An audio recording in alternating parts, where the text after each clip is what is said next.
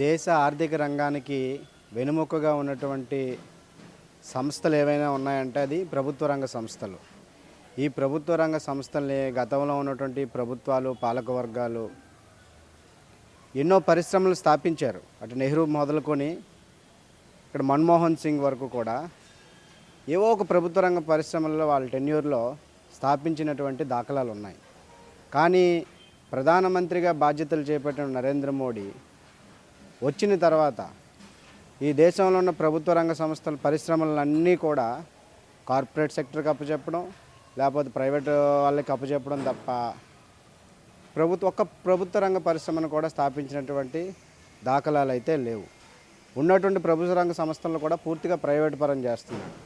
ఈ నేపథ్యంలోనే ఉమ్మడి ఆంధ్రప్రదేశ్లోనే ఒక పెద్ద దేశంలోనూ కూడా దేశం మొత్తం మీద చూసుకున్నా సరే సముద్ర తీరంలో ఉన్నటువంటి ఉక్కు కర్మాగారం ఏదైనా ఉందంటే అది విశాఖ ఉక్కు కర్మాగారం. ఈ విశాఖ స్టీల్ ప్లాంట్ కూడా ఆషామాషిగా ఏం రాలే. అనేక మంది స్థానికంగా ఉన్నటువంటి రైతులు దరిదాపుగా 22,000 ఎకరాల భూమిని వాళ్ళు ఈ పరిశ్రమ కోసం త్యాగం చేశారు. అంతేకాకుండా ఈ పరిశ్రమ రావడం కోసం అప్పట్లో ఉన్నటువంటి విద్యార్థులు కానివ్వండి, కమ్యూనిస్టు పార్టీ రాజకీయ నాయకులు కానివ్వండి, ఎమ్మెల్యేలు లేకపోతే వీళ్ళంతా కూడా రాజీనామాలు చేశారు. అంతేకాకుండా 32 మంది అమరుల త్యాగాలకి ప్రతీక విశాఖ ఉక్కు కర్మాగారం. 32 మంది బలిదానంతో వచ్చింది ఆ విశాఖ ఉక్కు కర్మాగారం. అటువంటి విశాఖ ఉక్కు కర్మాగారాన్ని ఈరోజు పూర్తిగా నరేంద్ర మోడీ ప్రభుత్వం వివిధ రకాల ఎత్తుగడలతో, వివిధ రకాల కుంటి సాకులతో ఈ పరిశ్రమని మూతవేయడానికి గత కొన్ని సంవత్సరాలుగా ఒక పకడ్బందీ ప్రణాళికతో దాన్ని ప్రైవేటు వాడికి, కార్పొరేట్ సెక్టర్కి అప్పచెప్పేటువంటి ప్రయత్నం చేస్తున్నటువంటి సందర్భంలో కార్మికులు సోమరపోతులని, ఇటీవలే మన ముఖ్యమంత్రి చంద్రబాబు నాయుడు గారు కూడా వైట్ ఎలిఫెంట్ మాదిరిగా ఇంట్లోనే కూర్చోబెట్టుకుంటామా, కార్మికులు పని చేయకపోతే ఎలాగా పరిశ్రమ మనం ప్రభుత్వ రంగంలో కొనసాగించాలి, దాని మనుగడ ఏంటని ఒక బాధ్యతారాహిత్యమైనటువంటి పద్ధతుల్లో ఒక రాష్ట్ర ముఖ్యమంత్రిగా ఉమ్మడి ఆంధ్రప్రదేశ్ ఇటు చూసుకున్న అటు చూసుకున్న ఈ 2 రాష్ట్రాల్లో నాకన్నా పెద్ద పోటుగాడు లేడు, పెద్ద అనుభవజ్ఞుడు రాజకీయ నాయకుడు కూడా లేడు. చట్టసభల్లో నాదే అత్యంత అనుభవం ఉన్నటువంటి నాయకుడిని అని చెప్పుకున్నటువంటి చంద్రబాబు నాయుడు ఇంత బాధ్యతారాహిత్యంగా అక్కడ కార్మికుల్ని, స్టీల్ ప్లాంట్ని అవమానపరిచేటువంటి పద్ధతుల్లో మాట్లాడారంటే ఇది ఎంత దుర్మార్గమో ఒక్కసారి ఆలోచించాలి. అంటే గతంలో ఉన్నటువంటి జగన్మోహన్ రెడ్డి ప్రభుత్వం అదే పద్ధతుల్లో వ్యవహరించింది. ఇప్పుడు ఉన్నటువంటి చంద్రబాబు నాయుడు కూడా అదే పద్ధతుల్లో వ్యవహరిస్తున్నారు. వీళ్ళు ప్రతిపక్షంలో ఉంటే ఒక మాట, అధికారంలో ఉంటే ఒక మాట. ఇటువంటి ద్వంద్వ వైఖరితో ఈ రాష్ట్రంలో ఉన్నటువంటి పెద్ద కర్మాగారం విశాఖ ఉక్కు కర్మాగారాన్ని దాన్ని నిర్వీర్యం చేయడానికి ప్రయత్నం చేస్తున్నారు. ఈ నేపథ్యంలోనే అక్కడ ఉన్నటువంటి కార్మికులను కించపరుస్తున్నారు. సరైనటువంటి సొంత గనులు ఇవ్వండి స్వామి అని చెప్తుంటే వీళ్ళు ఎక్కడా కూడా సొంత గనులు ఎవరు. కానీ ఇక్కడ ఉన్నటువంటి పనికిమాల ఎంపీలు ఎవరైతే ఉన్నారో తెలుగుదేశం ఎంపీలు, వీళ్ళు వెళ్ళి ఇంకా నిర్మాణం కానిటువంటి నక్కపల్లిలో మెటల్ స్టీల్ ఫ్యాక్టరీకి గనులు ఇవ్వమని అడుగుతూ ఉన్నారు. ఇది ఎంతవరకు సమంజసమని మేము ఇక్కడ ఉన్నటువంటి ప్రజానికంగా ప్రశ్నిస్తూ ఉన్నాం. ఇక్కడే ఉన్నటువంటి ఎంపీ శ్రీ భరత్ ఆయన ఎన్నికల మేనిఫెస్టోలో కూడా చాలా స్పష్టంగా మీరు అధికారంలోకి వచ్చిన నన్ను ఎంపీగా గెలిపిస్తే తప్పనిసరిగా విశాఖ ఉక్కు కర్మాగారాన్ని కాపాడడంలో నేను చాలా క్రియాశీలకమైన పాత్రను పోషిస్తామని ఆయన ఇచ్చినటువంటి బ్రోచర్లో, ఎన్నికల్లో ప్రజలకు పంచినటువంటి బ్రోచర్లో ఆయన చాలా స్పష్టంగా చెప్పాడు. విద్యావేత్త, అందులోని ఇప్పుడు తెలుగుదేశం పార్టీ కేంద్రం ఏం చెప్తే అది వినేటువంటి పరిస్థితుల్లో ఉన్నారు. ఎందుకంటే 2 ఊతకర్రల సాయంతో ఈరోజు కేంద్రంలో నరేంద్ర మోడీ ప్రభుత్వం నడుస్తూ ఉంది. ఒకటి మెజారిటీ పార్ట్ చంద్రబాబు నాయుడు నాయకత్వంలోని తెలుగుదేశం పార్టీ ఎంపీలు ఈరోజు నరేంద్ర మోడీకి ఆ ప్రభుత్వానికి మద్దతు ఇస్తేనే ఆయన 2 కాళ్ళ సాయంతో నడవగలుగుతున్నాడు. రెండో కర్ర ఈరోజు నితీష్ కుమార్, బీహార్ ముఖ్యమంత్రిగా ఉన్న నితీష్ కుమార్ జేడీయూ ఏదైతే ఉందో వీళ్ళ ఎంపీలు కూడా సహాయంతో ఈరోజు ప్రభుత్వం నడుస్తుంది. కాబట్టి ఈరోజు చంద్రబాబు నాయుడు ఏం చెప్పినా సరే అక్కడ జరిగేటువంటి పరిస్థితి ఉన్నా సరే ఆ దిశగా వీళ్ళు ఎక్కడా కూడా చిత్తశుద్ధితో ప్రయత్నం చేయట్లేదు. దీన్ని పూర్తిగా కార్పొరేట్ సెక్టర్లకి, ప్రైవేట్ వ్యక్తులకు కట్టబెట్టడంలో భాగంగానే ఈరోజు రకరకాల కుటిల ప్రయత్నాలు చేస్తూ అక్కడ సరైనటువంటి ముడి సరుకును అందించరు, నాణ్యత లేని ప్రమాణాలు పాటిస్తారు. అనేక ప్రమాదాలు జరుగుతుంటే ఆ ప్రమాదాలను కుంటి సాకులుగా చూపించి దీన్ని ఏదో ఒకలాగా నిర్వీర్యం చేయడానికి ప్రయత్నం చేస్తూ ఉన్నారు.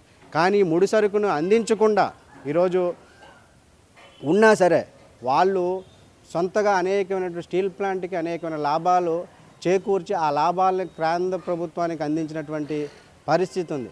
ఇప్పటికైనా సరే సొంత గనులు కేటాయించండి, స్టీల్ ప్లాంట్ పట్ల చిత్తశుద్ధితో వ్యవహరించండి. అటు జగన్మోహన్ రెడ్డి కానివ్వండి, ఇటు అధికారంలో ఉన్నటువంటి చంద్రబాబు నాయుడు కానివ్వండి, వీళ్ళందరూ కూడా వివిధ రాజకీయ పార్టీలు రాష్ట్రంలో ఉన్నాయి. ఆ రాజకీయ పార్టీలని, ప్రజా సంఘాలని తీసుకుని చంద్రబాబు నాయుడు నాయకత్వంలోనే మేము కూడా చెప్తా ఉన్నాం. చంద్రబాబు నాయుడు నాయకత్వంలో వీళ్ళందరినీ కూడా సమీకరించి ఒక పెద్ద ఎత్తున కేంద్రం పైన ఒత్తిడి తీసుకొస్తే తప్పనిసరిగా విశాఖ స్టీల్ ప్లాంట్ అనేది ప్రభుత్వ రంగంలోనే కొనసాగుతుందని ఘంటాపదంగా చెప్పదలుచుకున్నాం. దానికి అనేకమైనటువంటి ఉదాహరణలు ఉన్నాయి. ఈ విశాఖ ఉక్కు కర్మాగారాన్నే కాకుండా దేశంలో మొత్తం 5-6 స్టీల్ ప్లాంట్లని ప్రైవేటీకరణ చేస్తామని చెప్పి 3-4 ఏళ్ళ క్రితమే కేంద్ర ప్రభుత్వం ప్రకటించింది.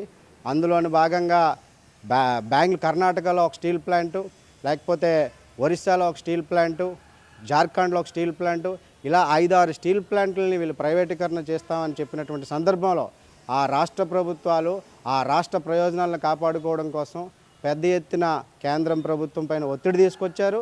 ఒత్తిడి తీసుకురావడమే కాకుండా ఆ స్టీల్ ప్లాంట్ ప్రైవేటీకరణ ప్రతిపాదనని విరమించుకునే విధంగా చేశారు. కానీ మీకెందుకు ఆ చిత్తశుద్ధి లేదు? ఈ రాష్ట్ర ప్రజలన్నా మీకు చులకన భావన, లేకపోతే మీరు అసలు మీ ఆలోచన విధానం ఏంటో ఈ రాష్ట్ర ప్రజలకు చెప్పవలసినటువంటి ఆవశ్యకత ఉంది. మీరు ఎన్నికలకు ముందు కూడా ఇటువంటి వాగ్దానాలు చేసి అధికారంలోకి వచ్చారు కాబట్టి ఒక్కసారి ఆలోచన చేయాలి. అంతేకాకుండా తెలుగుదేశం ప్రభుత్వానికి ఇప్పుడు ఈ తెలుగుదేశం రాష్ట్ర అధ్యక్షుడిగా ఉన్నటువంటి పల్లా శ్రీనివాసరావు గారు కూడా అక్కడే ఉన్నటువంటి గాజువాక నియోజకవర్గం, ఆ నియోజకవర్గ పరిధిలో ఉన్నటువంటి విశాఖ ఉక్కు కర్మాగారం గతంలో ఆయన నిరాహార దీక్ష చేపట్టాడు. విశాఖ స్టీల్ ప్లాంట్కు ప్రైవేటీకరణకు వ్యతిరేకంగా దానికి చంద్రబాబు నాయుడు వచ్చాడు, నిమ్మరసం ఇచ్చాడు. విశాఖ స్టీల్ ప్లాంట్ని కాపాడుకోవడంలో ముందుండి పోరాడతామని చెప్పారు. మరి మీ పోరాటం, మీ మాటలు, మీ ఆరాటం ఏమయ్యాయని మేము అడుగుతూ ఉన్నాం. కాబట్టి రాష్ట్రంలోని అత్యధిక మెజారిటీని ఇచ్చి అక్కడ ఉన్నటువంటి కార్మిక వర్గం, అక్కడ ఉన్నటువంటి స్థానిక ప్రజలు గెలిపిస్తే మీరు ఇక్కడ ఉన్నటువంటి ప్రజానీకానికి, ఈ రాష్ట్ర ప్రజానీకానికి చేసేటువంటి పరిస్థితి ఇదా అని మేము అడుగుతా ఉన్నాం. కాబట్టి పల్లా శ్రీనివాసరావు గారు ఆలోచించుకోవాలి, చంద్రబాబు నాయుడు గారు కూడా ఆలోచించుకోవాలి. అధికారం శాశ్వతం కాదు, ప్రజాస్వామ్యం ప్రజలు ముఖ్యం, ఇక్కడ ఉన్నటువంటి స్టీల్ ప్లాంట్ ముఖ్యం. కాబట్టి విషయంలో చిత్తశుద్ధితో వ్యవహరించాలని మేము విజ్ఞప్తి చేస్తా ఉన్నాం. నా పేరు కుమార్ మంగళం. ఈ రోజుని విశాఖ స్టీల్ ప్లాంట్ గత 5 సంవత్సరాలు పైబడి ఒక పెద్ద పోరాటం నిర్వహిస్తున్నారు. దాన్ని ప్రైవేటీకరణ చేయకూడదు అనేటువంటి నేపథ్యంలో ఏదో ఒక కారణం చూపి ఈ రోజుని స్టీల్ ప్లాంట్ని నిర్వీర్యం చేయాలి అనేటువంటి పద్ధతిలోనే కేంద్ర ప్రభుత్వం ముందుకెళ్తున్నది. ఇందులో ప్రధానంగా ఇప్పటిదాకా విశాఖ స్టీల్కు ఉన్నటువంటి ఒక ప్రత్యేకమైన లక్షణం ఏంటంటే దాని క్వాలిటీ. ఈ రోజు దాకా కూడా ఎప్పుడు క్వాలిటీ పరంగా మిగిలిన స్టీల్లో రూపాయి ఎక్కువ రేట్ ఉందేమో తప్పించి మిగిలిన వాటిలో కంపేర్ చేసుకుంటే మన క్వాలిటీకి ఎక్కడ ధీటైనటువంటి క్వాలిటీ సప్లై చేసేటువంటి సంస్థగానే ఈ రోజుని విశాఖ స్టీల్ ప్లాంట్ పేరు ప్రఖ్యాతలు సాధించింది. ఆ రకంగా ఉండడం వల్లే అత్యధిక ఆర్డర్లను కూడా సంపాదించినటువంటి సంస్థగా కూడా వెలుగొందింది. మోడీ ప్రభుత్వం వచ్చిన తర్వాత దీన్ని ఏదో ఒక రూపంలో ప్రైవేట్ వాళ్ళకి అప్పచెప్పాలనే ఒకే ఒక లక్ష్యంతో ఈ రోజుని పనిచేస్తున్నది. మనం అందరం ఆల్రెడీ చూసాం. ఎందుకంటే ఇప్పటికే 42 డిపార్ట్మెంట్లని ఎక్స్ప్రెషన్ ఆఫ్ ఇంట్రెస్ట్లు ఇచ్చింది. దాంట్లోంచి ఎలాగోలాగా మొత్తం కొత్తగా ఒక యజమానికి అప్పచెప్పలేనటువంటి పరిస్థితుల్లో మొక్కలు చేసి దాన్ని ఏదో రూపంలో ప్రైవేట్ వాళ్ళకి అందించాలనేటువంటి పద్ధతుల్లో ఈ రోజుని కేంద్ర ప్రభుత్వం 42 ఈఓలు ఎక్స్ప్రెషన్ ఆఫ్ ఇంట్రెస్ట్ని పిలవడం అనేది జరిగింది. అది ఇంకా పెండింగ్లో ఉంది, అది ఇంకా అవలే. ఇప్పటిదాకా కూడా ప్రభుత్వం 1% కూడా డిజిన్వెస్ట్మెంట్ చేయలేకపోకుండా ఉండడానికి కారణం ఏంటంటే గత 5 సంవత్సరాల నుండి ఇటు కార్మిక వర్గం కానివ్వండి, ప్రజలు కానివ్వండి పెద్ద ఎత్తున పోరాటాల్లో ఉండడం వల్ల ఈ రోజుకి ఆ పోరాటాలు కొనసాగుతున్నాయి. కనుక వాటిని 1% కూడా డిజిన్వెస్ట్మెంట్ చేయలేనటువంటి పరిస్థితుల్లో కేంద్ర ప్రభుత్వం ఉంది. దీన్ని ఏ రకంగా వదిలించుకోవాలి, దీన్ని ఏ రకంగా వాళ్ళ తాలూకా అనుయాయులకి అప్పచెప్పాలి అనేటువంటి లక్ష్యంతో పనిచేస్తున్న కేంద్ర ప్రభుత్వం నాణ్యమైన ముడి సరుకు కూడా అందకుండా ఈ రోజున అడ్డుకోవడం అనేది జరుగుతున్నది. ఒక నాణ్యమైన ముడి సరుకు అందకపోవడానికి రకరకాల కారణాలు. ఒక పక్క కేంద్ర ప్రభుత్వం ఆ పద్ధతిలో ఉంటే క్వాలిటీ కంట్రోల్ మెయింటైన్ చేయవలసినటువంటి యాజమాన్యంలో ఉండేటువంటి పెద్ద పెద్ద పొజిషన్లో ఉన్నవాళ్ళు కూడా ఈ రోజుని అటు కేంద్ర ప్రభుత్వం ఇచ్చే ఆదేశాలకు అనుగుణంగానే ఇక్కడ అడుగులు వేయడం ద్వారా నాణ్యత లేనటువంటి ముడి సరుకుని కొనడం అనేది జరుగుతుంది. నాణ్యత లేని ముడి సరుకు ఎప్పుడైతే కొన్నారో నాణ్యత లేని సరుకు ఉత్పత్తి అవుతుంది. ఆ సరుకు ఉత్పత్తి అయిన దానికి నాణ్యత లేదని దాన్ని నెపాన్ని ఈ రోజుని కార్మికుల మీద నెట్టి వీళ్ళకి అసలు చేత కావట్లేదు, ఈ రకంగా కార్మికులు నాణ్యమైనటువంటి స్టీల్ని ఉత్పత్తి చేయలేకపోతున్నారన్న అభాండాన్ని ఈ రోజుని కార్మికుల మీద వేస్తున్నారు. ఇది చాలా దుర్మార్గమైనటువంటి చర్య. అంటే ఏ రూపంలోనైనా దీన్ని పూర్తి స్థాయిలో ప్రజల మధ్యలో దీన్ని బదనాం చేయాలి, ఎటువంటి పరిస్థితుల్లోనే దీన్ని ముందుకు వెళ్ళకూడదు, ఏదో రూపంలో ప్రైవేట్ పరం చేయాలని ఏకైక లక్ష్యంతో పనిచేస్తున్నటువంటి కేంద్ర ప్రభుత్వం కంపల్సరీగా ఇటువంటి విధానాలను విడనాడి కంపల్సరీగా దీన్ని ప్రభుత్వ రంగంలో కొనసాగించాలి. అలా కొనసాగించేటట్లు కార్మిక వర్గంతో పాటు మేమందరం కూడా చేదోడు వాదోడుగా ఉండి వాళ్ళ పోరాటాన్ని పూర్తి స్థాయిలో సక్సెస్ అయ్యేదాకా కూడా మేము సాయశక్తుల మా వంతు మా తాలూకా బాధ్యతగా మేము నిర్వహిస్తాం, ప్రజలను చైతన్యపరుస్తాం. ఏ రకంగా అయితే ఈ రోజుని కేంద్ర ప్రభుత్వం సరుకుల విషయంలో కానివ్వండి, కార్మికులను తొలగించడం విషయంలో కానివ్వండి, లేదు పరిశ్రమని ఏ రకంగా ఎన్ని రకాల అంటే అష్టదిగ్బంధనం చేయడం అంటాం, అన్ని యాంగిల్స్ నుండి ఈ పరిశ్రమని చుట్టుముట్టి ఇక రానున్న కాలంలో పరిశ్రమ నడవదు అనేటువంటి ఒక వాతావరణాన్ని క్రియేట్ చేయాలనేటువంటి ప్రభుత్వం ఏదైతే ఈ రోజు నిర్ణయించుకుందో ఆ నిర్ణయాన్ని తిప్పికొట్టే విధంగా మా పోరాటాలు ఉంటాయి.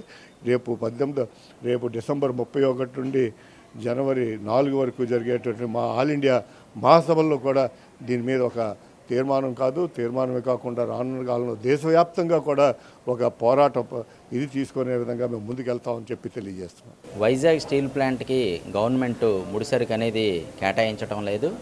అనేక సంవత్సరాలుగా కార్మికులు పోరాటం చేస్తున్న ముడిసరుకు అనేది సక్రమంగా ఇవ్వటం లేదు. ఇచ్చినట్టు ముడిసరుకు కూడా క్వాలిటీ లేనిది ఇచ్చి మళ్ళీ నష్టాలు వస్తున్నాయని చెప్పి కార్మికుల మీద నెపం పెట్టి స్టీల్ ప్లాంట్కి కుట్రపూరితంగా దాన్ని నిర్వీర్యం దాన్ని నాశనం చేయాలని, ప్రైవేటీకరణ చేయాలని చెప్పేసి గవర్నమెంట్ భావిస్తుంది. ఇది సరైనది కాదని చెప్పి విశాఖవాసిగా కోరుతున్నాం. సరైన ముడిసరుకు ఇచ్చి దాన్ని లాభాల బాట పట్టించి కార్మికుల సంక్షేమానికి స్టీల్ ప్లాంట్ ప్రగతి పదంలో నడిపించాలని చెప్పేసి కోరుతున్నాం. కావాలని ప్రభుత్వ విధానాలలో ప్రైవేటీకరణ కుట్రలో భాగంగా ఇది స్టీల్ ప్లాంట్ ప్రైవేటీకరణ చేయాలని చెప్పేసి గవర్నమెంట్ డైరెక్ట్గా చూస్తుంది.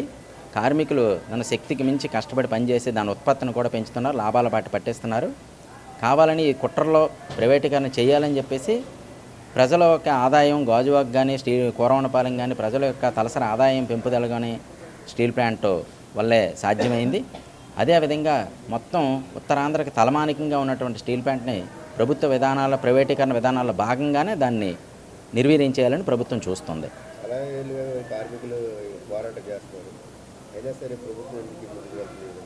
అనేక రకాలుగా అనేక సంవత్సరాలు బట్టి గత 4 సంవత్సరాలు బట్టి స్టీల్ ప్లాంట్ని నిర్విరామంగా నిరాహార దీక్షలు కానివ్వండి, ధర్నాలు కానివ్వండి, పెద్ద లీడర్లను తీసుకొచ్చి స్టీల్ ప్లాంట్ ప్రైవేటీకరణ కాకుండా కార్మికులు అనేక పోరాటాలు చేస్తున్నారు.